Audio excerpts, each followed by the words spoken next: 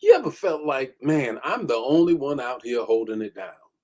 You ever felt like, man, I'm at the wits end, my wits end with holding it down? I'm holding it down. That's what we're talking about on this morning. Hold it down.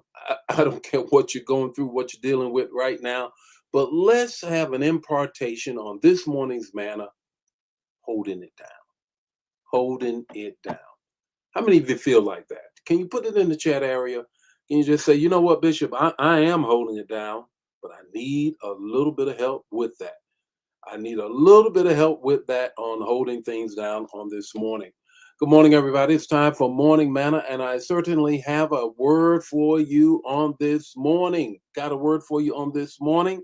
You know, it's going to be the text to talk to take away 5 minutes or less, and I'm going to get into it in a moment.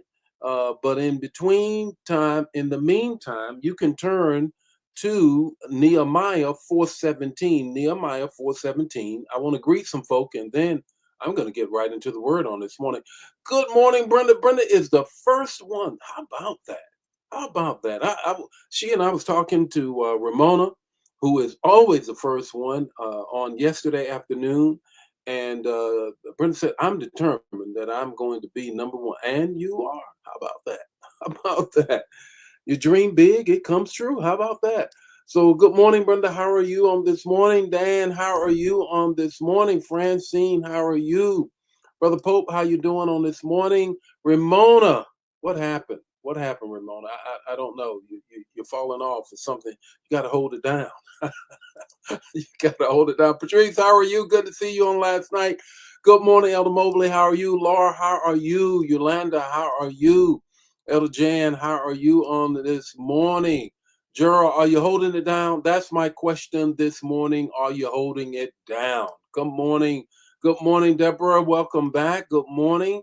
Good morning, Cynthia. Are you holding it down? Carolyn, are you holding it down? Verena, are you holding it down? That's what we're talking about this morning.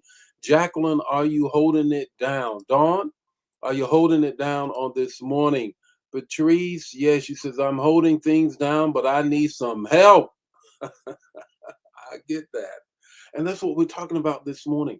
That's the impartation. That's the morning manna on this morning. Good morning, Elder Jan. How are you? Good morning, Linda. Are you holding it down this morning? Evidently, your mom is. She's first one on this morning. Fawn, how are you on this morning? Are you holding it down? Brother Nesbitt, are you holding it down? This morning, it's all about holding it down. Holding it down. And that's what the Lord placed on my heart on this morning. And I really want to speak that into your life on this morning. So let's go. Good morning and welcome to Morning Manna, where in 5 minutes or less, you're going to get an impartation with the text, the talk, and the takeaway. Join the Morning Manna fam every weekday morning at 8 o'clock Central Standard Time. Don't forget to put in the chat the revelation that you get and share the manna. Now, let's get ready to have some manna so you can make it through your day. Nehemiah 4:17, the NIV translation. I'm sure you may have read it before. Hear it again for the very first time. Those who carried materials did their work with one hand and held a weapon in the other.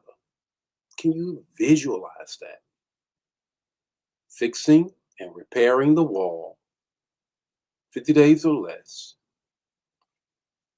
with the tool in one hand and a weapon in the other. They were truly holding it down. So let's give the context of the text.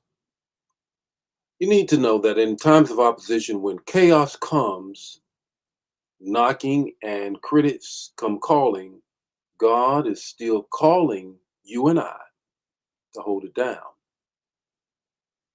Nehemiah and his crew were building the wall while battling backlash.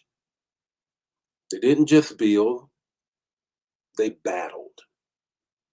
They didn't just plan, they prayed. They didn't just labor, they locked in. That's what it means to hold it down spiritually, emotionally, and communally. Get that. To hold it down isn't just an urban slang of loyalty. It's biblical language for leadership, labor, and legacy. Nehemiah shows us that real leaders don't panic under pressure, they persist to their purpose. And there's three things that I need you to get as a result of how am I going to hold it down, Bishop, with all the things that are going on in my life. One, battle with backbone. They were not passive, they were posted and prepared. You cannot afford to be spiritually soft in a season that requires strength. Stop being soft. Pray with passion. Stand with strategy. Fight the good fight and have a backbone in it. Put your back into it. Put your back into it.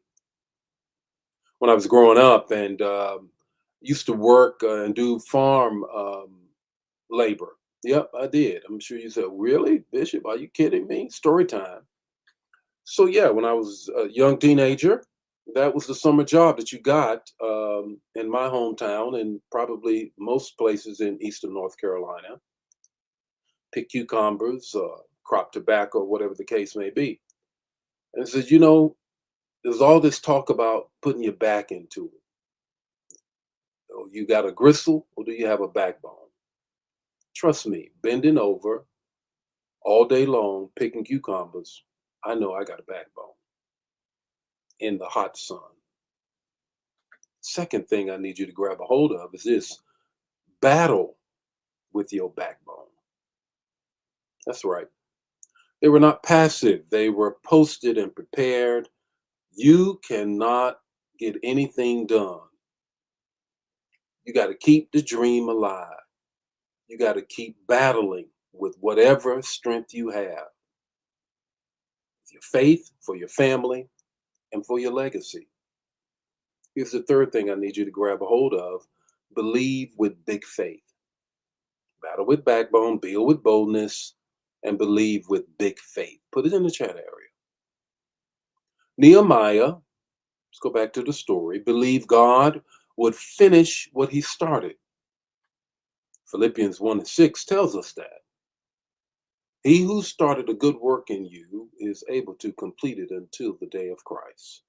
Even when the wall was half done and the heat was on, to hold it down, you need to believe big. Don't stop believing big. Don't stop believing that God can do it. Big things. Big things. Yes, he can. So what's your takeaway this morning? When you hold it down for God, he'll hold it all together for you. When you hold it down for God, he will hold it all together for you. If this bless you, bless somebody else. Don't keep it to yourself. Share the manna. The Lord be with you today. Face shine upon you and give you peace. If this bless you, as I said, share it. And I'll see you in the morning with more morning manna.